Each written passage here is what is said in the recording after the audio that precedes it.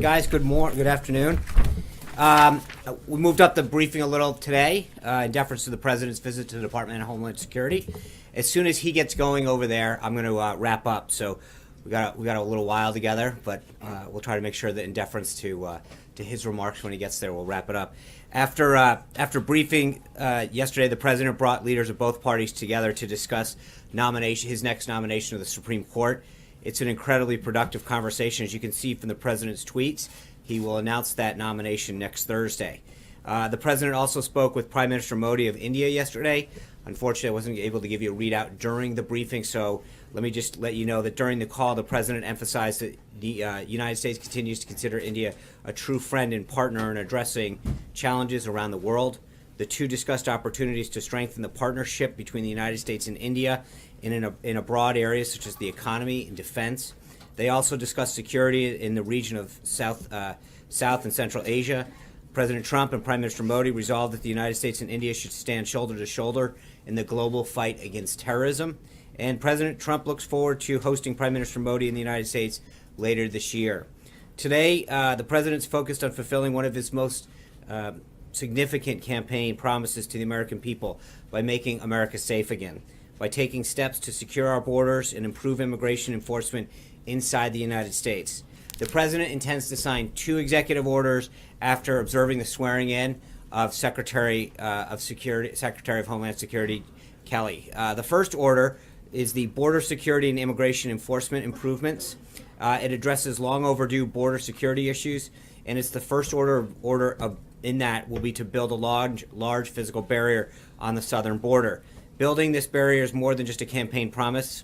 It's a common sense first step to really securing our porous border.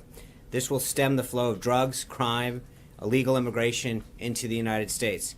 And yes, one way or another, as the President has said before, Mexico will pay for it.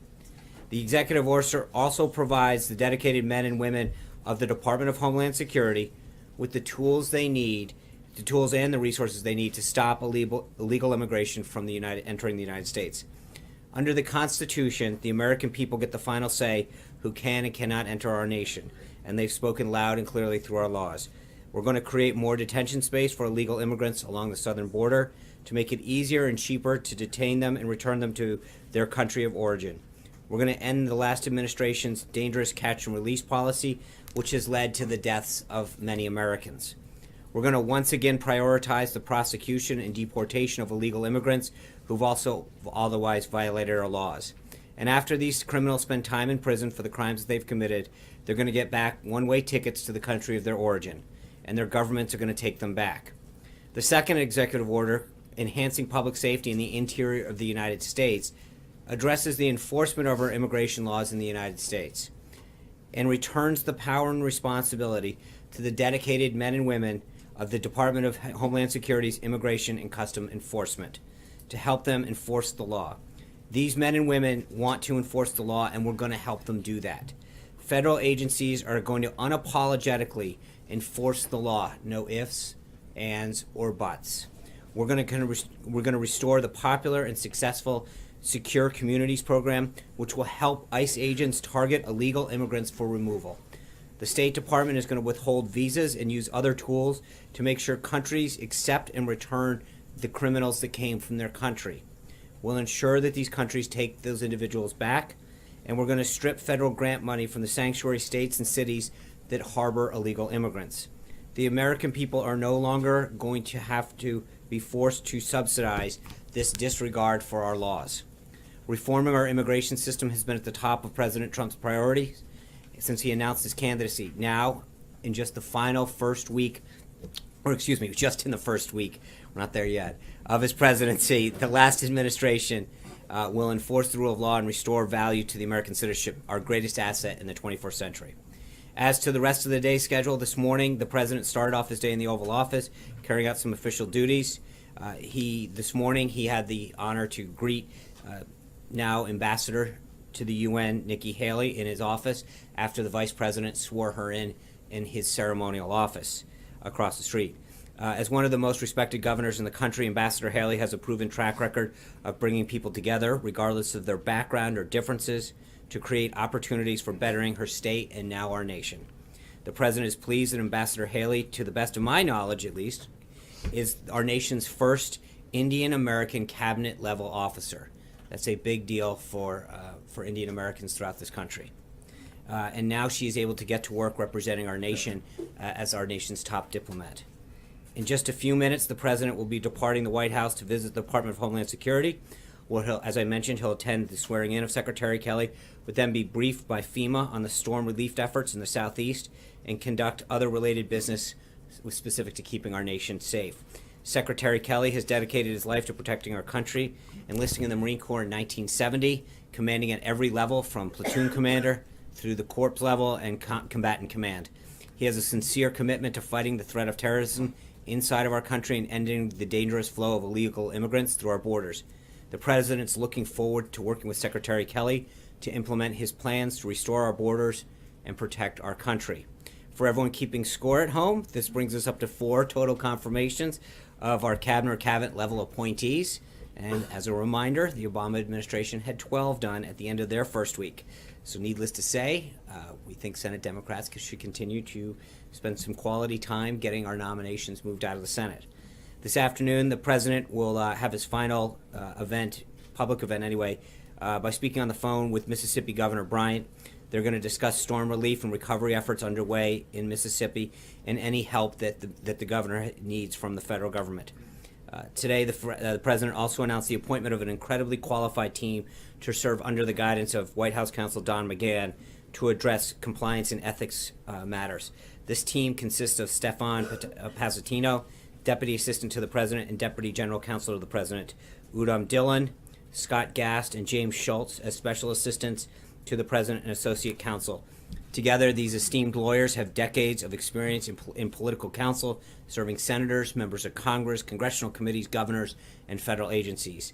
The appointment of a team of this caliber at such a high level reflects the critical importance of ethics compliance to President Trump and his administration. Stefan has received the highest praise from party leaders of both sides from whom he has worked with. As former Gingrich said, no one understands the ethics process better than Stefan. And as you saw from his tweet this morning, the President is looking into various options to address voter fraud. On Thursday, he'll travel to Philadelphia for a retreat with congressional Republicans, where in addition to discussing his legislative agenda, he'll also provide an update on the actions that he's going to be taking in the next few days. And finally, before you ask, because I know it's an issue that's near and dear to me, I was asked yesterday about the status of the invitation of Prime Minister Kenny from Ireland to visit the United States on St. Patrick's Day, and I'm pleased to announce that the President has extended that invitation. It happened actually during the transition period, and we look forward to the Prime Minister attending. With that, I'd love to take some questions. Dave Boyer, Washington Times. Thank you, Sean. Can you shed any light on this draft memo that's going around about interrogation practices and return Yes, review? I can lend a lot. What agency did it originate in? I don't know. It is not a White House document. Did the And White I would just House- urge those people who have reported on it, this is now, I think, the second day that we've had a document that was not a White House document get reported on as a factual document. It is not a White House document. I have no idea where it came from, but it is not a White House document. Did the President direct that it be drafted in the first place? No. I mean, as I said, it is not a White House document. So I'm not sure where it came from or how it originated, but it is not a White House document. I don't know how much clearer I can say with that. Lori Montenegro from Telemundo. Thank you, Sean. With regards to the executive order the President will be signing today, with regards to the wall, it's already been estimated that it will cost billions of dollars. Has the administration figured out how Mexico will pay for this, and do you have any guarantee from Republicans in Congress that they will provide all of the funding necessary to see this project come to completion?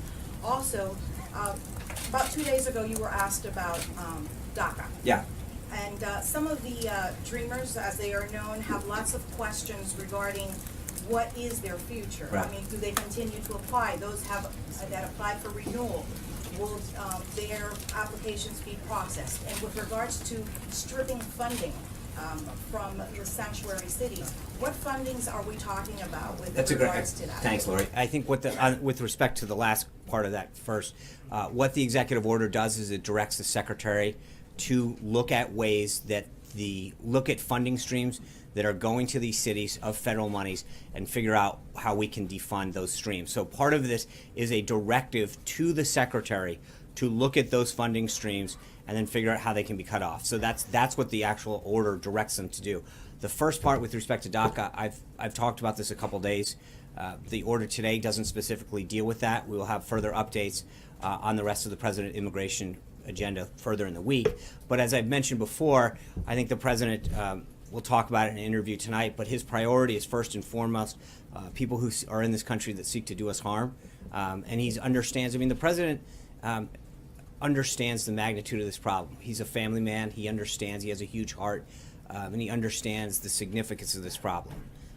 But he's going to work through it with his team in a very humane way to make sure that he understands, that he respects the situation that many of these children are in that were brought here. But his priority with respect to immigration is first and foremost making sure that people who are in this country that are seeking to do us harm or have committed a crime are at the forefront of that. Francesca Chambers. The border and the wall, and how has the administration figured out Oh, how I'm sorry. Mexico will pay for it, and has... No, I think the president's working with Congress and other folks to figure out opportunities for that to happen. There are a lot of funding mechanisms that can be used.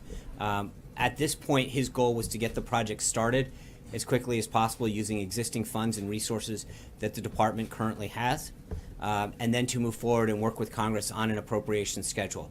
But, you know, again, we're here at day 3. It's an issue that he has brought up several times with Congress in terms of making sure that we understand, that they understand the need to make sure that that's included in the appropriations process. Francesca. Thank you, Sean.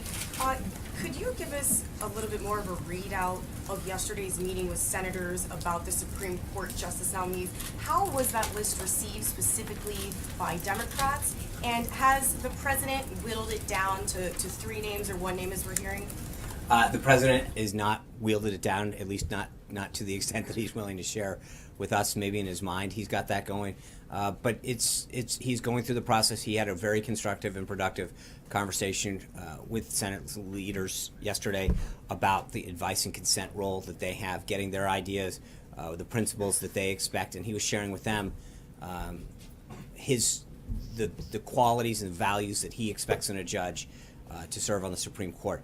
I'm not going to go further than that, but I would just say it was a very productive and constructive meeting. Eli Stokels. Last night, National Park published tweets that were scientific facts about climate change. And then those tweets disappeared shortly after there. So I'm wondering if this White House had anything to do with that, and if there's a broader, as has been reported by some organizations, if there is a broader mandate going out to federal agencies about halting speech coming from those agencies. No, there's nothing that's come from the White House. Absolutely not. I think in some cases, I know in the Park Service, for example, over the weekend, somebody an unauthorized user had an old password in the San Francisco office, went in and started retweeting inappropriate things that were in violation of their policy. And they've directed. I mean, so that again, remember, I know this happened in the EPA is another example of I think some social media contact. The EPA actually violated the Anti-Deficiency Act and the anti-lobbying bans. I think it was a year ago during the Obama administration, and the inappropriately marketing some policies of President Obama. And I think there's a couple of these agencies that have had problems adhering to their own policies, and I would refer you back to them as to why those things are happening, but I know that they are taking steps in both of those 2 cases to address inappropriate use of social media. Yeah. Thanks, Sean. Has the president reached out to Mayor Emanuel or any Chicago law enforcement authorities to discuss the concerns that he expressed in his tweet last night? Well, he met with Mayor Emanuel during the transition, expressed to him his support for the city, the need to deal with the crime and the killings that are occurring in Chicago. I mean, I think when President Obama was speaking his farewell address the other day, 2 people were killed the same day that the president was in his home city. And I think the president-elect at the time extended his support to Mayor Emanuel to say that the resources of the federal government are here for you. To the best of my knowledge, that return call for help has not occurred. Yeah, John Roberts. Lynn, I will get to you, but but that was very, very enthusiastic, and I appreciate it. You're getting an award today. John, For the record, I very much appreciate and respect Lynn. You mentioned this morning, and the president's brought this out in the news again, that he wants to launch an investigation into voting irregularities in the 2016 election. Yet, not just to be clear, not just in 2016. I think in terms of registration, where you've got folks on rolls that have been deceased or moved or registered in 2 counties, this isn't just about the 26 election. This is about the integrity of our voting system. and there are studies that back up what he tweeted out this morning to suggest that people are registered in multiple states Right. and that people who were dead are still on the rolls. But attorneys who were representing the president-elect during the recounts in several states emphatically stated, quote, all available evidence suggests the 2016 election was not tainted by fraud or mistake. So how do you square those two things? I think there's a lot of states that we didn't compete in where that's not necessarily the case. You look at California and New York, I'm not sure that those statements we didn't look at those 2 states in particular. I mean, as the president has noted before, he campaigned to win the Electoral College, not the popular vote. He campaigned in places like Iowa. He campaigned extensively to win Maine 2. And I think if you were campaigning to win the popular vote, you don't spend with all due respect to my brethren in New England, you don't spend a ton of time in Maine 2 to get that one electoral vote. You would have campaigned more in California, which he didn't. You would have campaigned more in New York, which he didn't. There are big states, very populous states in urban areas where you would have spent more time campaigning, but he played the game according to the rules of the game, which is an electoral strategy. That being said, I think when you look at where a lot of these issues could have occurred in bigger states, that's where I think we're going to look. But I think there'll be more on that as the week goes on, and we'll be able to examine that further. And Yeah, before I speak the floor to Liv, I'm sorry. You're right. may I ask one question? She's earned it. About the EPA and other departments that have been told to cease and desist in terms of social media. No. Just to be clear, they have not. I'm not saying that. Or suspend. No. whatever. Hold on. No, zero. That's We have not not. the question. No. Okay, but I think I need to make sure that we're clear on this, John. They haven't been directed by us to do anything. I think from what I understand is that they've been told within their agencies to adhere to their own policies. But that directive did not come from here. But the question is, does the president believe that these agencies and some of the federal workforce has become politicized? I honestly don't know that we've spent a ton of time thinking of that. That we've been fairly busy on other things. It's a good question. I've not asked him that question. I think our focus has pretty much been getting the job done, as you've seen through the meetings that he's had, the work that he's had with members of Congress, union workers, the auto heads, the other business leaders. I mean, his focus has been much more focused on getting the job done than various tweets that are getting tweeted and unleaded. Hold on, sorry, Lynn Sweet. Not that I want to encourage everyone else to. Yeah. But this is so important to Chicago. I'm Thank you sure. so much. And President Trump has talked a lot about Chicago. So my question is, he said if Chicago doesn't fix the horrible carnage, I will send in the feds. Could you perhaps share with me a little bit about what is the nature of the federal help that the president has in mind, whether agents, law enforcement agents, or National Guard, and what factors will determine if he acts, runs? People told us that after the meeting in Trump Tower on December 7th, he indeed did tell him things that would help Chicago that he could use, such as summer jobs, more prosecutions, and gun laws. Well, I think what the president is upset about is turning on the television and seeing Americans get killed by shootings, seeing people walking down the street and getting shot down. The president of the United States giving his farewell address and 2 people being killed that day. And when you look at a city like that, he's had conversations with police officers in Chicago and asked them, what is preventing you from solving this? And I think in many cases there are some issues that can be resolved that will help them do their job better to keep the people of Chicago safer. And what he wants to do is provide the resources of the federal government, and it can span a bunch of things. There's no one thing. It can be, there can be aid that can be, if it was requested up through the governor, through the proper channels that the federal government can provide on a law enforcement basis. But there's other aid that can be extended as well, either through the U.S. Attorney's Office or other means that will ensure that the people of Chicago have the resources to feel safe. That's what he means, Lynn. And part of it is that no American, whether or not you live in Chicago or Nebraska, shouldn't feel like you can walk down the streets of a city, the streets of a city in this country and fear for your life. And I think too often that's happening in Chicago. What will happen next, just so we know the timetable? I think Because- next is hopefully get a dialogue started with Mayor Emanuel, and try to figure out what a path forward can be so that we get we come up with a plan that can keep the people of Chicago safe and help ease the problem there. Yes. Thanks, Sean. Did Mexico's government have any knowledge that this new executive order would be signed today? And do you feel President Trump and President Peña Nieto will be on the same page after they meet next week in terms of who is paying for the wall? I hope so. I think that they're definitely going to stress not only NAFTA, but the wall. There's a lot of subjects that are going to come up. We have a lot of trade that goes between the two countries. There's some security, obviously homeland security issues, but there's no question I think NAFTA is going to be big on that list, and trade overall.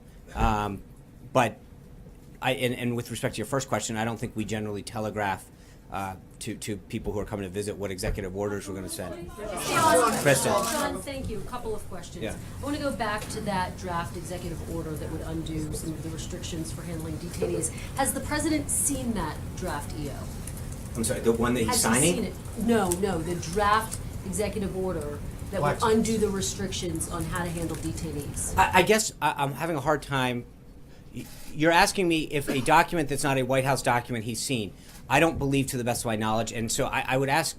There's this is the second day in a row we're getting asked about documents that are floating around, and people saying, and frankly, reports being published attributing documents to the White House that are not White House documents. And I haven't attributed. No, to I'm White not House saying you. to that. Do you know if he's seen it? To the best of my knowledge, he hasn't seen it. I think he's got a lot of other Since things. it is floating Hold around, on, I hold on. have a couple more questions. You Since get it one is- more. Let's since not it is- agree. I have two more. Since it is floating around, Okay. is he considering Kristen, bringing don't- back this is a- black sites and I'm not going to water start boards? answering hypotheticals about documents that are floating around. That's a you're But is he basically. considering Okay, those Kristen, we're going to options? end this right now. Okay. Hunter Walker. Thank you, Sean. Hunter, The thank you. president is reportedly going to limit access to the country for visa holders and refugees from Iraq, Iran, Libya, Somalia, Sudan, Syria, and Yemen.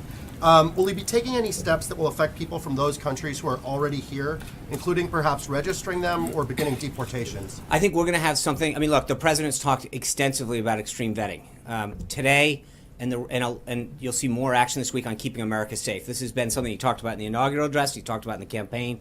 As we get into that implementation of that executive order, we'll have further details. But I think the guiding principle for the president is keeping this country safe and allowing people who are from a country that has a propensity to do us harm to make sure that we take the necessary steps to ensure that the people who come to this country, especially where areas that have a predisposition, if you will, or a higher degree of concern, that we take the appropriate steps to make sure that they're coming to this country for all the right reasons. And I think we'll have further information on that back later this week. Regarding the fraud investigation, what's the ultimate goal here? And essentially, isn't the president questioning the legitimacy of his own election? No, I think that the question, look, voting is the most sacred right that we have as Americans. This is it's the hallmark and the foundation of our democracy.